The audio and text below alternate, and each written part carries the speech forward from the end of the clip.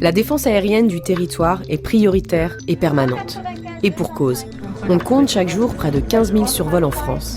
Plus de 1400 aéronefs peuvent y transiter simultanément. Cette densité de trafic implique une surveillance H24 et 7 jours sur 7. C'est le rôle de la posture permanente de sûreté aérienne. En métropole, 4 centres de détection et de contrôle disposent d'un véritable réseau maillé constitué de 90 radars civils et militaires. Près de 960 spécialistes de l'armée de l'air ont pour mission de détecter et de classifier les aéronefs. Chaque année, une centaine d'interventions est nécessaire.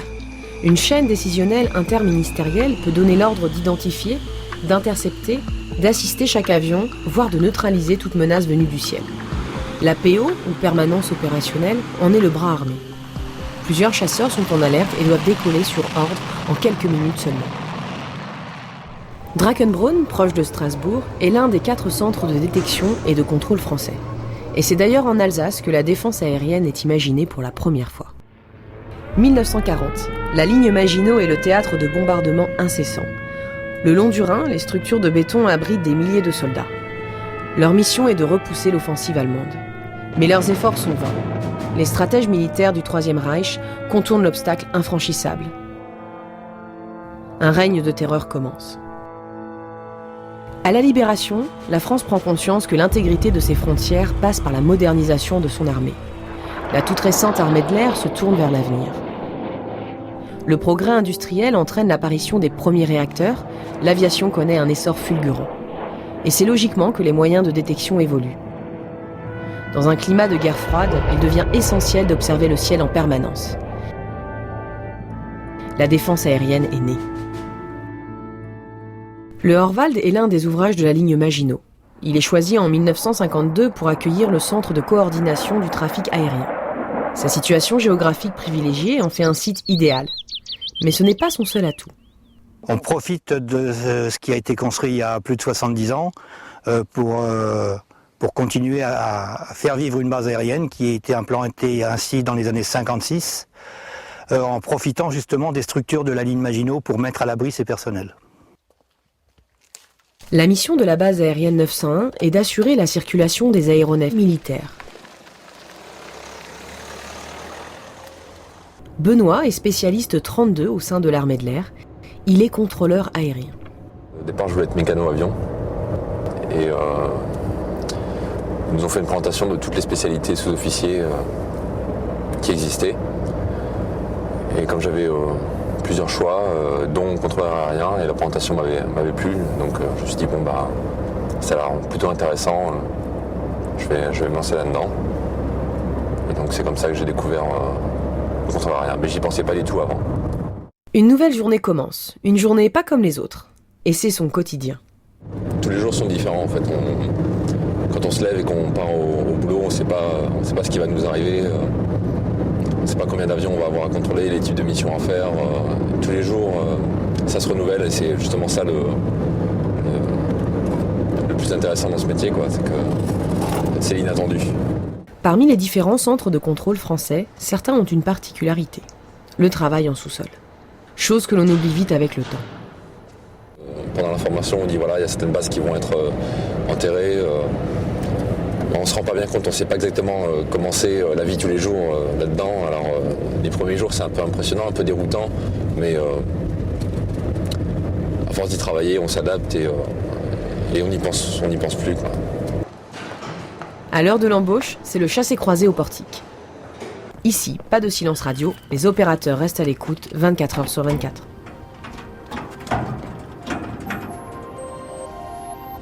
C'est le cas notamment du commandant Bernardo. Cette nuit, il assurait l'alerte au centre de coordination et de sauvetage.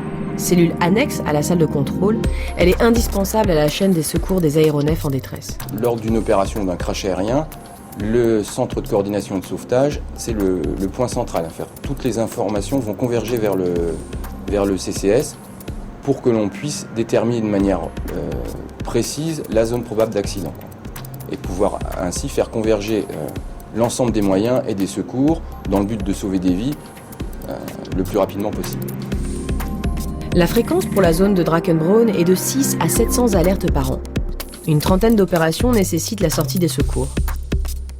On dénombre 4 à 6 accidents réels sur l'année 2011. On pourrait en tirer une certaine fierté, c'est surtout de la satisfaction quand l'ensemble des gens qui travaillent au RCC, plus les civils des préfectures, des pompiers et des gendarmes, s'unissent pour retrouver le plus rapidement un appareil accidenté, et surtout quand on peut sauver des victimes. Oui. 8 heures. Comme chaque matin, le briefing renseigne le personnel sur l'activité de la journée et la météo de Riesling, zone couverte par les opérateurs de Drakenbrunn. Elle s'étend sur tout le quart nord-est de la France. Le briefing technique lui permet de se remémorer les différents matériels et moyens militaires. Petite particularité propre au métier, les sorties d'école répondent à la question du jour. Il faut sans cesse entretenir ses connaissances et poursuivre sa formation. Et à tout grade, on y trouve son compte. Quand on rentre tout jeune, sergent dans la spécialité, on sait qu'on va devoir passer des qualifications, des examens. À 20 ans jusqu'à 40 ans, on est dans les bouquins, on est dans la remise en question, on est dans l'instruction, en sachant que lorsqu'on a un examen, on change forcément de qualification, on change de poste. On va dire, on évolue dans la chaîne. Une fois qu'on a toutes les qualifs, on a un peu le rôle d'instructeur, de superviseur. Mon but, c'est de former les jeunes et de bien les former. Leur apporter ce que moi, on m'a apporté pour être à mon niveau. Et donc, c'est ça la motivation.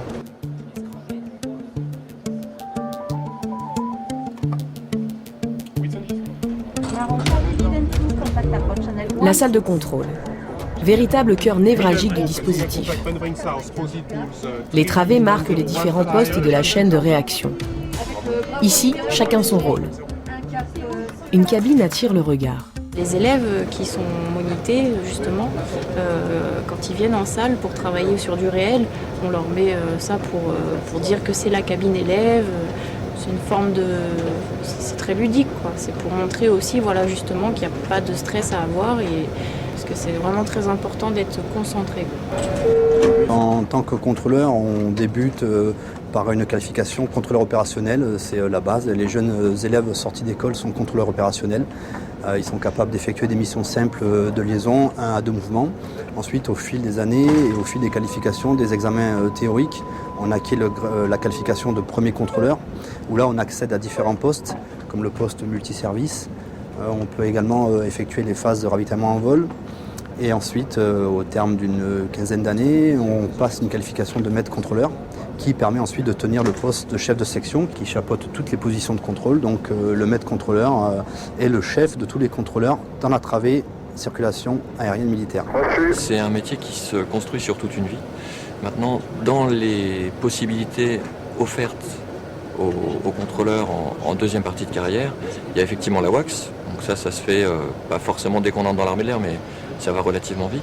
Il y a aussi le CDCM pour les gens qui aiment bouger, Centre de détection et de contrôle mobile, dont la mission est de suppléer ou en tout cas de compléter le rôle des autres CDC et d'être prêt à partir n'importe où, n'importe quand.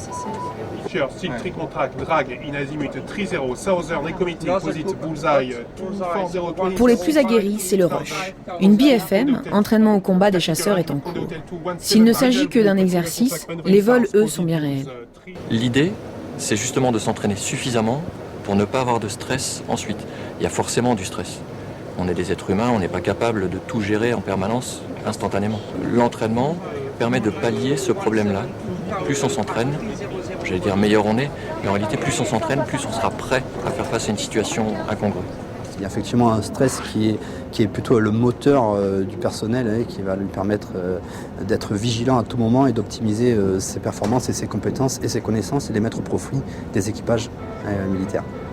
C'est valorisant dans la mesure où on ne connaît pas les missions qui vont être programmées dans la journée, on les découvre au fur et à mesure puisqu'il y a un délai d'1 heure entre la mission et la connaissance de la mission, notamment les phases de ravitaillement en vol qui sont des phases assez complexes où il faut gérer beaucoup de trafic militaire. Cette opération est préparée avec minutie. Les pilotes établissent un plan de vol depuis leurs escadrons, mais pas sans le soutien des contrôleurs. Avant la mission, c'est très intéressant de savoir ce que le pilote attend de nous, de manière à pouvoir lui fournir le meilleur service possible. Et après la mission, c'est très formateur de rappeler le pilote, que le pilote nous rappelle, de manière à pouvoir mettre en avant les points positifs et progresser sur les points qui l'étaient moins. C'est une reconnaissance du métier de contrôleur quand quand le pilote est content du travail effectué. De même, on avance lorsqu'on parle de points négatifs et on n'a pas forcément été à la hauteur. Ça fait partie de la remise en question nécessaire pour toujours être compétent dans son domaine. Les contrôleurs sont à poste. La journée suit son cours. En sous-sol, les techniciens s'affairent. Les moyens de détection et de communication sont indispensables. On parle de maintenance opérationnelle. On va recevoir toutes les informations des radars militaires et civils, que ce soit en basse altitude ou en haute et moyenne altitude, parce qu'il y a quand même une coopération militaire et civile. Donc là, on va récupérer les radars des centres régionaux de navigation aérienne, plus les radars des grands aéroports comme Roissy, Orly, pour les traiter dans nos calculateurs et restituer une image d'une situation aérienne générale pour les contrôleurs. Toujours être présent, à l'écoute justement des besoins des contrôleurs, savoir traiter l'information en temps utile, garder son sang-froid, réagir au mieux et être le plus rapide possible, justement dans ce souci de maintien opérationnel.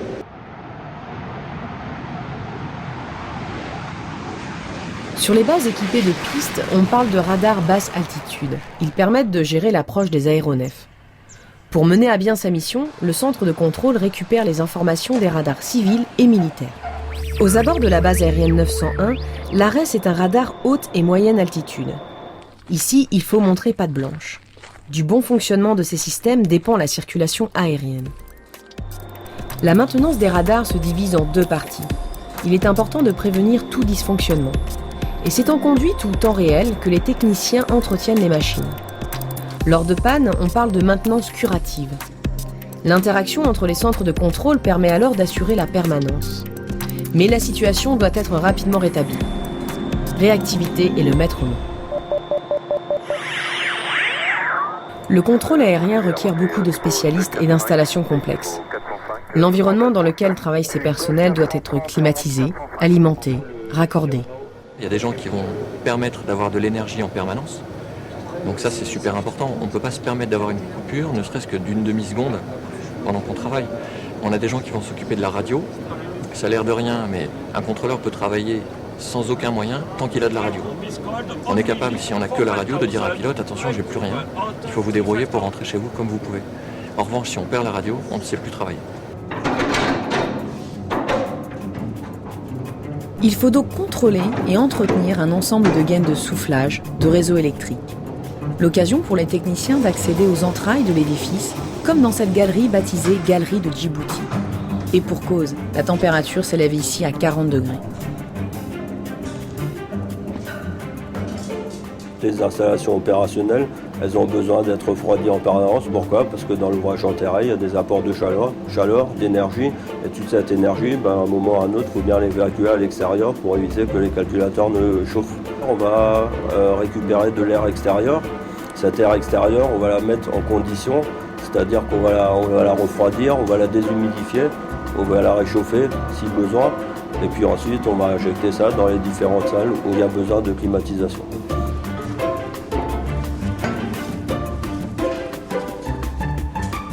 Là où il y aurait une coupure de l'électricité de Strasbourg, il y aurait 4 pompes électrogènes de secours d'une puissance de 630 kVA, kW, qui pourraient prendre le relais.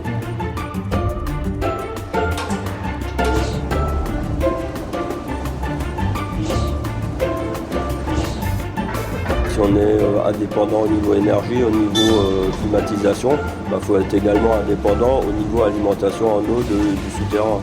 Donc pour ce faire, en fait, nous disposons de captage et de forage dans différents endroits du souterrain. C'est-à-dire que nous allons chercher de l'eau à 160 mètres de fond. Et cette eau, on va la retraiter et on va la redistribuer sur tout l'ouvrage en terrain. C'est motivant. Vous savez que derrière, il y a des vies de pilotes qui en dépendent. Si vous avez des soucis au niveau électrique, si vous avez des soucis au niveau climatisation, si les calculateurs derrière ils ne fonctionnent plus, le pilote qui sera en l'air, il va naviguer à l'aveugle. Forcément, ça vous donne quand même une part de responsabilité dans ce qui se passe au niveau de la sécurité aérienne.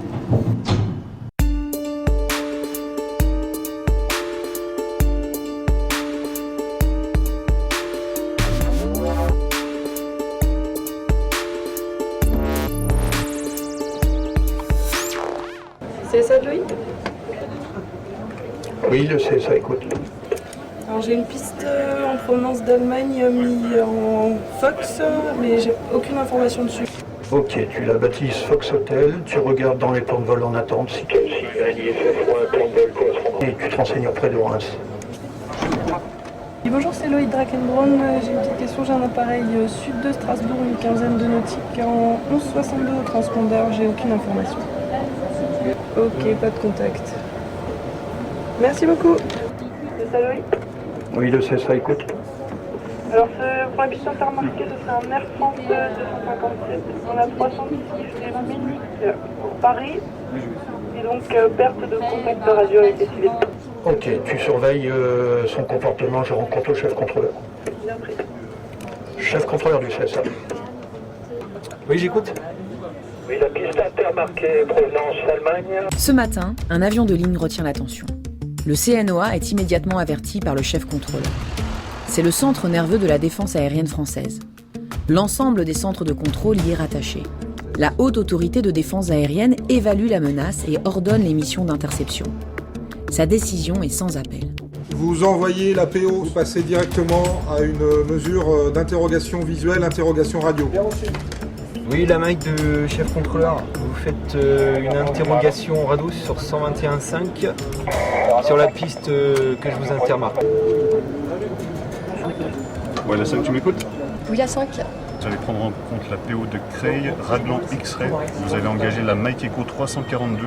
Le chef contrôleur donne les directives au chef contrôleur interception qui a la responsabilité de guider le chasseur. Ok, bien pris. Raglan X-Ray Wrestling, bonjour, identifié radar. Close positive control, transpondeur 7400. Vous avez décollé pour effectuer des mesures actives de sûreté aérienne sur un appareil. En infraction aux règles de vol, il est également en perte de contact radio. Chez Raglan X-Ray, on demande à monter niveau 405 et passer supersonique. Autorisé supersonique par le CNOA, tu notes bien tous les éléments. Sur Raglan X-Ray, vous êtes autorisé à accélérer, rappeler supersonique et Mach Max. Je rappelle supersonique et Mach Max. Le Rafale rejoint rapidement le liner. La procédure d'identification commence. Confirmez les éléments de vol. Appareil type liner sur un cap 270, niveau de vol 240, vitesse 342, cocarde française. Confirmez l'immatriculation. Le Fox Golf Delta. Lima Roméo. Ok, c'est très bien. Vous êtes autorisé à vous rapprocher sans mettre en jeu la sécurité de l'aéronef pour déterminer la nature des problèmes. Bien pris. Donc on peut se rapprocher sans mettre en danger la sécurité de l'appareil. Très bien. Axel, vous êtes autorisé à vous rapprocher sans mettre en danger la sécurité de l'appareil. Et visuel sur la cabine avec 2 personnes à bord. Le pilote me fait des signes. Visiblement, il a des soucis en panne électrique. Alors le problème semble d'origine électrique. Écoute, je demande au CNOA, je te rappelle pour les instructions. La cabine est tour à tour premier et dernier maillon de la chaîne. Ici, toute communication est répétée, le doute n'a pas sa place. Sur ordre du CNOA, vous passez en assistance en vol et vous faites un arraisonnement de l'appareil sur le terrain d'Évreux. Raglan X-Ray de Wrestling, vous passez en assistance en vol, transpondeur 7401 et l'appareil fait l'objet d'un arraisonnement sur le terrain d'Évreux. Bien reçu, je passe en assistance en vol, je transporte de 74. Mission accomplie. Le chasseur accompagnera l'avion civil jusqu'à son posé, puis repartira en direction de sa base, en attendant le prochain signal. La surveillance aérienne est en perpétuelle évolution. Un projet de longue date se réalise dans le temps. L'objectif est de partager les informations radar et les communications à l'échelle européenne. Les opérateurs de Drakenbron mutualisent déjà leurs ressources avec les pays frontaliers. Chaque année, l'armée de l'air surveille un trafic aérien en perpétuelle augmentation. Un véritable engagement et une grande fierté pour les acteurs de la défense aérienne.